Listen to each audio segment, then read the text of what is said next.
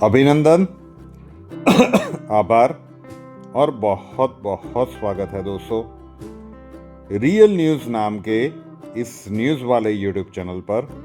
और मैं हूं आप सबका एस्ट्रो दोस्त रुपेन आर शाह। क्या कुछ बड़ा होने वाला है? अब इसके ऊपर बहुत सारे वीडियोस बन चुके हैं, तो आज थोड़े से मुद्दों के ऊपर आप सबका ध्यान मैं आकर्षित करना चाहूँगा। वैसे जब तक यहाँ पे ये 26 अक्टूबर से 30 नवंबर का सिनारियो चला, बहुत सारे घटनाक्रम बन चुके हैं, लेकिन कुछ महत्वपूर्ण घटनाक्रम है कि जिसके ऊपर हम ध्यान आकर्षित करना चाहेंगे। तो क्या कुछ बड़ा होने वाला है, उसके कुछ सिम्टम्स देख लेते हैं, वो इम्पोर्टेंट इशारे। ठीक है, चलिए। तो कोर्ट ने, मतलब हमारी सुप्रीम कोर्ट ने बोला है कि जो पीओके उसके ऊपर 22% जीएसटी लगेगा। इंफ्रास्ट्रक्चर वहाँ पे, वैसे पीओके के लिए हमने सीट तो बचा के रखी हुई है संसद में, आपने देखा होगा। जब सीट बचा के रखी है तो वो हमारा ही पार्ट है, और हम ऐसे देश तो है नहीं कि किसी की ज़मीन हथिया ले, तो जीएसटी उस पर भी लगाएंगे। ये सुप्रीम कोर्ट की बात है, तो उसका सीधा ये अर्थ हम निकाल सकते हैं कि पाकिस्तान हमला नहीं करेगा इस बार, शायद भारत हमला ना कर दे, जो भारत ने कभी भी नहीं किया। भारत ने अभी तक किसी भी प्रकार के भूमि, मतलब किसी भी प्रकार के देश के ऊपर प्रथम आक्रमण नहीं किया है। जब किसी ने आक्रमण किया है तो भारत ने उसका मुंह तोड़ जवाब दिया है, लेकिन भारत ने कभी भी किसी भी देश के ऊपर प्रथम आक्रमण नहीं किया। तो ये जो पहला इंडिकेशन है सुप्रीम कोर्ट के द्वारा, तो आप ये मान के चल सकते हैं कि जो लोग सोच रहे हैं कि पाकिस्तान कुछ न कुछ ऐसी हरकत करेगा, यहाँ पे मामला थोड़ा सा उल्टा होता हुआ दिख रहा है कि जितनी तैयारियां चल रही है, नोटेम लगाए हुए हैं, लगातार मिलिट्री एक्सरसाइजेस चल रही है, तो डेफिनेटली भारत कुछ बड़ा प्लान कर रहा है। तो 150, रुकिए जरा, ये फाइन। तो पाकिस्तान की हम बात करें कि कुछ चीज़ों को हमें देखना पड़ेगा कि किस प्रकार से ये गतिविधियां है। और कई लोग आज भी है कि जो पाकिस्तान के साथ बातचीत के संदर्भ में है, अब तो मुझे हंसी आती है। हमारे जो बीएसएफ चीफ है, उन्होंने बोला है कि 72 लॉन्च पैड्स पाकिस्तान के ने दोबारा बना लिए हैं। न्यूज़ आप तक पहुंच चुकी होगी। उन्होंने कहा कि हमको सरकार बस आदेश दे, हम उनका शिकार कर लेंगे। हम शेर है, जैसे शेर हिरण का शिकार करता है ना, वैसे ही हम उनको दबा के खा जाएंगे। हमको सिर्फ और सिर्फ सरकार का एक बार इशारा चाहिए, परमिशन चाहिए। एक बार सरकार बोल दे, बस हम एकदम तैयार हैं। और इस बार की तैयारी ऐसी है कि इनकी बैंड बजा देंगे। आरएमओ से ट्वीट आता है, वो भी आप लोगों तक पहुंच चुका होगा कि अपने आप को प्रिपेयर रखिएगा सभी भारतीय। किस चीज़ के लिए? कभी भी कुछ भी हो सकता है। सो बी प्रिपेयर फॉर वॉर, ये आरएमओ का ट्वीट है। सेम चीज़ हमारे डिफेंस मिनिस्टर कहते हैं, राजनाथ सिंह जी, कि फ्यूचर में कुछ भी हो सकता है, तो लॉन्गर टर्म वॉर के लिए भारत को प्रिपेयर होना पड़ेगा। सिंध, जो कि हमारा ही एक भूतपूर्व पार्ट रहा है, उन्होंने बलूचिस्तान की भी बात कही, पीओके की भी बात कही। आप राजनाथ सिंह जी के स्टेटमेंट देखते जाइए। और इस बार बहुत ही ज़्यादा एग्रेसिव स्टेटमेंट अब इस बार आ रही है। 28 अक्टूबर से 8 नवंबर को सरक्रीक में हमने जो त्रिशूल की एक्सरसाइज की, हमारी एयरफोर्स, हमारी नेवी, हमारी इन्फेंट्री, इन सब ने मिलकर ये एक्सरसाइज की थी। और सरक्रीक के बारे में भी राजनाथ सिंह जी ने वो स्टेटमेंट दिया था, आपको याद होगा कि कराची का रास्ता सरक्रीक से होके ही जाता है। फिर उन्होंने ये भी कहा था कि सिंध से जाता है। सिंध के बारे में कहा था कि ज्योग्राफी बदल देंगे। हमारे वेस्टर्न कमांड के लेफ्टिनेंट जनरल कह रहे हैं कि पाकिस्तान तो गया, कभी भी हमला कर देंगे और तुम बचोगे नहीं। हम बिल्कुल पूरी तरह से तैयार हैं। तो ऐसे बहुत सारे स्टेटमेंट आ रहे हैं, आपने उसके बारे में सुना होगा, ठीक है। और हमारे जो जनरल है उपेंद्र त्रिवेदी साहब, वो भी लगातार इसी प्रकार के स्टेटमेंट्स दे रहे हैं कि इस बार पाकिस्तान बच नहीं पाएगा, आप तैयार रहिए, क्योंकि बॉर्डर्स यहाँ पे चेंज हो सकते हैं। आपने कभी भी लाइफ में इस प्रकार के स्टेटमेंट देखे हैं क्या? उनका कहना था कि हम बस सरकार का वेट कर रहे हैं। आप समझ रहे हो, कभी भी सरकार के द्वारा, सरकार के मंत्रियों के द्वारा इस प्रकार के स्टेटमेंट मैंने तो नहीं देखे अपने जीवन में। यहीं पे प्रधानमंत्री जी कहते हैं कि धर्म धर्मो रक्षता रक्षति, ठीक है ना। तो वो कहते हैं कि भाई धर्म की रक्षा करनी होगी। तो वसुदेव कुटुंबकम की बात वो करते थे और अब धर्म की रक्षा करने की बात आ रही है। तो बहुत सारे सिम्टम्स इस प्रकार के निकल के आ रहे हैं। उसमें प्रधानमंत्री जी भी आ गए, रक्षा मंत्री जी आ गए, सारे हमारे डिफेंस स्टाफ के जो चीफ हैं वो आ गए। तो कुछ ना कुछ तो इंडिकेशन लग रहा है। देखिए क्या है कि इस समय पाकिस्तान में भयंकर अनस्टेबिलिटी है और यू नेवर नो कि ये किसने करवाई है। इमरान खान अभी जिंदा है नहीं है किसी को नहीं पता, नोबडी नोज। और इमरान खान के लिए अभी भी वहाँ पे प्रोटेस्ट जारी है। जेल अथॉरिटीज़ कह रही है कि इमरान खान जिंदा है, इमरान खान को हमने नहीं मारा है, लेकिन कुछ कह नहीं सकते। पीओके में ज़बरदस्त प्रोटेस्ट चल रहे हैं, भयानक लेवल पे हम कह सकते हैं। वीडियोस आपने देखे होंगे।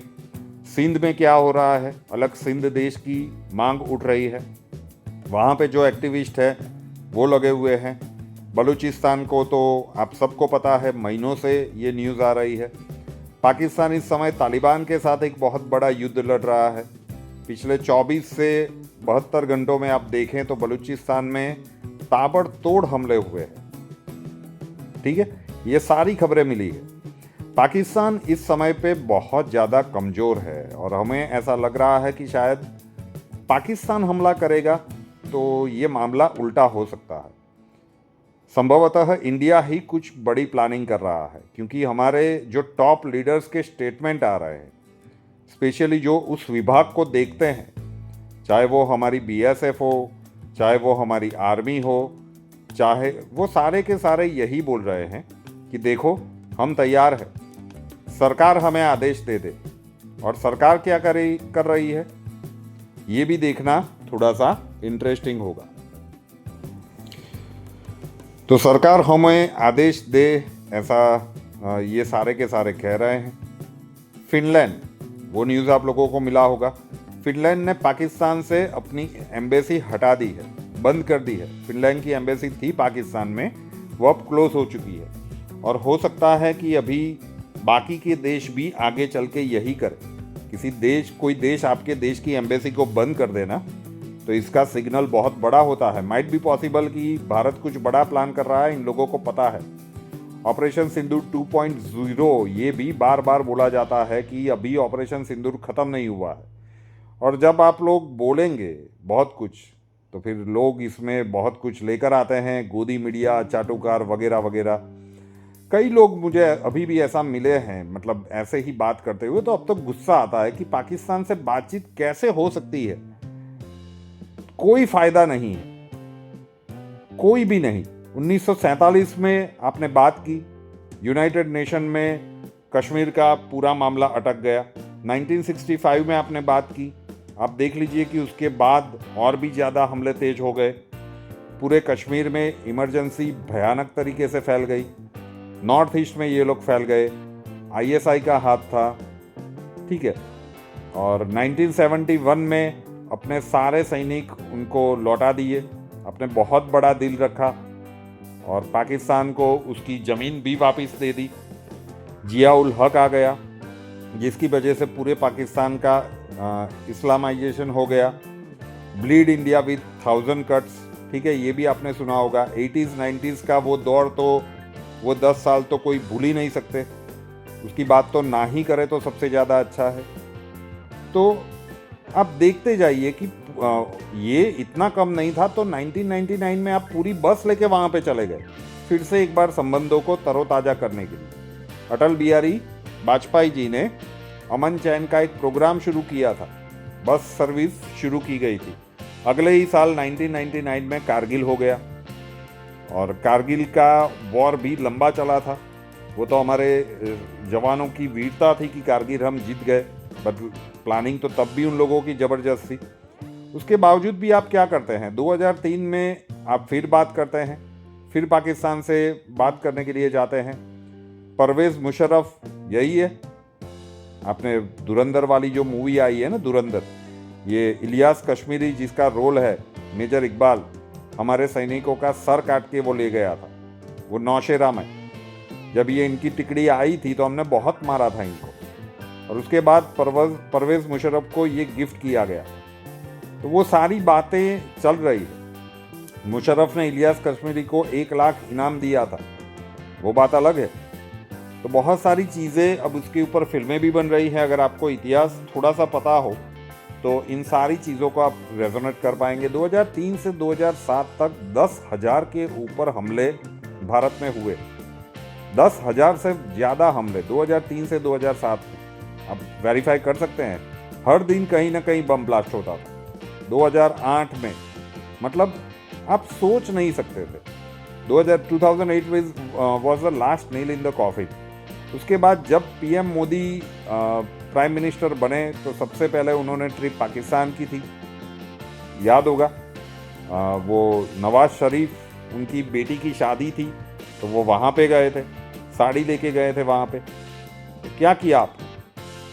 तो बहुत सी बार आप पाकिस्तान से बातचीत करने का प्रयत्न 1947 से कर रहे हो, लेकिन पाकिस्तान जैसे देश से आप बात नहीं कर सकते, ये अब प्रूवन है, ठीक है, सिद्ध बात है। और जो ये बोलता है कि वो पाकिस्तान समर्थक है, तो आप मान लीजिए कि या तो इनकी जनरल नॉलेज बिल्कुल कम है, इतिहास का इनको बिल्कुल पता नहीं है, या तो हो सकता है कि वो बहुत ही भले दिल के इंसान है, या फिर वो बिल्कुल पागल इंसान है। तो सीधी सी बात है कि पाकिस्तान के साथ कोई प्रकार की बातचीत नहीं हो सकती। ये इतने सारे एग्जाम्पल्स आपको इसीलिए गिनाए गए। तो भारत को समझ में आ रहा है कि पाकिस्तान को अगर डाई हार्ड वाली चोट देनी है तो आप क्या करेंगे। पैरेलली भारत में देखो क्रैकडाउन चल रहा है, 0.5 फ्रंट वाला, ठीक है ना, तो उसके ऊपर भी बहुत सारी चीज़ें चल रही है। दिल्ली में ब्लास्ट हुआ, उसके ऊपर बहुत सारा राजनीति करने का भी प्रयत्न किया गया। तो कोई समझते नहीं है कि आतंकवादियों को एक बार सक्सेसफुल होना है और सुरक्षा एजेंसियों को हर बार। हमने हमारी डॉक्ट्रिन चेंज कर दी है, और ये बहुत बड़ी बात है। भारत ने आज तक इतना एग्रेसिव मूवमेंट कभी भी नहीं किया कि पाकिस्तान हम पर हमला करेगा, कोई आतंकी हमला करेगा तो हम वॉर में जाएंगे, इसे एक्ट ऑफ वॉर मानेंगे। तो अब तो ये बिल्कुल साबित हो गया है, पाकिस्तान की तरफ से ही दिल्ली ब्लास्ट था, और वो सारे जो राइसन लेके पकड़े गए सबके सब। तो पाकिस्तान के जो स्लीपर सेल्स उसने तैयार करके रखे थे, उनका ही उसने इस्तेमाल किया। आसिफ मुनीर के पास सत्ता है, और भारत को अभी हम कहें तो पाकिस्तान की जनता का भी ज़बरदस्त सपोर्ट मिलेगा। क्यों? क्योंकि पाकिस्तान में ज़बरदस्त प्रोटेस्ट हो रहे हैं।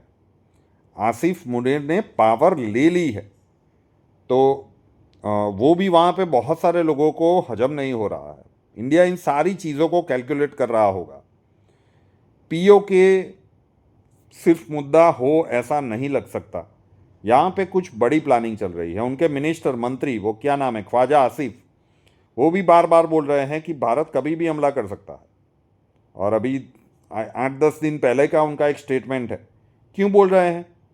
क्योंकि क्रेडिबल इनपुट्स होंगे कि India is planning something big. अगर सिर्फ रिटालिएशन करना होगा, स्ट्राइक करना होता तो भारत इतनी देर नहीं लगाता। और भारत ने एक और काम भी किया है, जो प्राइवेट प्लेयर्स हैं उनको न्यूक्लियर बॉम्ब बनाने में शामिल कर लिया है, मतलब एटम बम वो लोग बनाएंगे। ये डिबेटेबल सब्जेक्ट है, कई लोग मानते हैं कि नहीं नहीं ये ऐसा नहीं होना चाहिए, और कई लोग मानते हैं कि अच्छा है, देखिए क्या होता है। लेकिन ये जो जितनी भी स्टेटमेंट्स आ रही है ना, ये बता रही है कि चीज़ें कुछ बड़ी हो रही है। ये रिटालिएशन जितना एक स्ट्राइक करनी होती तो इतने दिन भारतीय सेना या सरकार नहीं लगाती। कुछ बड़ा ही सोच के चल रहे हैं, और जो भारत ने अभी तक कभी भी नहीं किया कि किसी देश के ऊपर प्रथम हमला करना, वो भी नीति इस बार भारत तोड़ सकता है। तो सारे एग्जाम्पल्स आपके सामने रखें। इसी से चरितार्थ तो यही होता है कि इस बार भारत हमला करेगा और पाकिस्तान की जो रीढ़ की हड्डी है, पंजाब तक वो पहुंचने की स्थितियां कैलकुलेट कर रहा हो। अब आने वाले समय में देखेंगे कि घटनाक्रम क्या बनेगा। रियल न्यूज़ नाम के इस न्यूज़ चैनल को अभी तक सब्सक्राइब नहीं किया है तो कर लीजिए, साथ वाला बेल आइकॉन दबा दीजिए और उसके बाद 3 ऑप्शंस आएंगे, ऑल के ऊपर क्लिक कर दीजिए ताकि हर नए वीडियो की नोटिफिकेशन आपको सबसे पहले मिलती रहे। नए वीडियो के साथ फिर मिलेंगे। धन्यवाद। जय हिंद।